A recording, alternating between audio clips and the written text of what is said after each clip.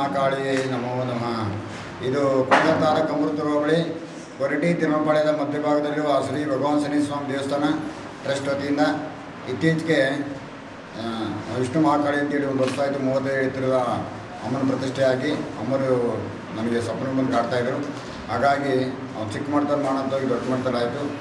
ಹಾಗಾಗಿ ಇದರಿಗೆ 32 ವರ್ಷದಿಂದ ಜಾತ್ರಾ ಮಹೋತ್ಸವ ಇವತ್ತು ಮಾಡ್ತಾಯಿದ್ದೀವಿ. ಪ್ರತಿ ವರ್ಷ ಶಿವರಾತ್ರಿ 2ನೇ ಶನಿವಾರ ಮತ್ತು 1ನೇ ಶನಿವಾರ ಶಿವರಾತ್ರಿ ಬಂದಂಗೆ ಅನ್ಕೊಳ್ತಕ್ಕಂತೆ ಜಾತ್ರಾ ಮಹೋತ್ಸವ ಪ್ರತಿ ವರ್ಷ ಆಗ್ತದೆ. ರಥೋತ್ಸವ, ಬ್ರಹ್ಮರಥೋತ್ಸವ ಆಗ್ತದೆ ಮತ್ತು ಪ್ರತಿ ಅಮಾವಾಸ್ಯೆ ಹುಣ್ಣಿಮೆಯಲ್ಲಿ ಪ್ರತ್ಯಂಗಿರಿ ಹೋಮ ಆಗ್ತದೆ. ಪ್ರತಿ ಶನಿವಾರ ಪೌರ್ಣಿಮೆ ಅಮಾವಾಸ್ಯೆಯಲ್ಲಿ ಅನುದಾನ ಇರ್ತದೆ. ಕ್ಷೇತ್ರಕ್ಕೆ ಬಂದಂಥ ಎಲ್ಲರೂ ಕೂಡ ಮಕ್ಕಳ ಸಮಸ್ಯೆ ಇರ್ಬೋದು, ಮಕ್ಕಳಾಗಿರ್ಬೋದು, ಹಣಕಾಸು ಸಮಸ್ಯೆ ಇರ್ಬೋದು, ಮದುವೆ ಆಗಿರ್ಬೋದು, ಇಂಥವು ಆಗಬೇಕು ಅಂದರೆ ಭಕ್ತಿಯಿಂದ ಬರಬೇಕು. ಸುಮ್ಮನೆ ಏನೋ ಒಂದಿಷ್ಟು ಬಂದು ದೇವ್ರು ಕೇಳಬೇಕು ಅಂತ ಬರ್ತಾರೆ. ಇಲ್ಲಿ ಪ್ರಶ್ನೆ ದೇವ್ರ ಮಹಿಮೆ ಆಗೋದಿಲ್ಲ, ಇಲ್ಲೇನಿಲ್ಲ. ಇಲ್ಲೇನಿದ್ರೆ ಸ್ವಾಮಿ ಹೂವು ಕೇಳ್ಬೋದು.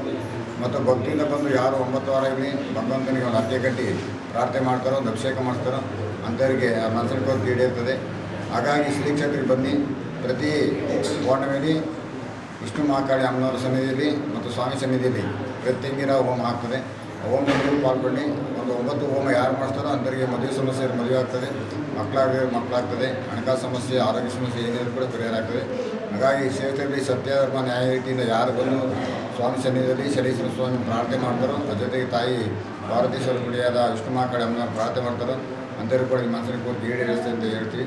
ನೀವು ಸತ್ಯ ಧರ್ಮ ನ್ಯಾಯ ಅಂತ ಬಂದರೆ ಮಾತ್ರ ಫಲ ಸಿಗ್ತದೆ. ಎಲ್ಲರಿಗೂ ಒಳ್ಳೆಯದಾಗಿ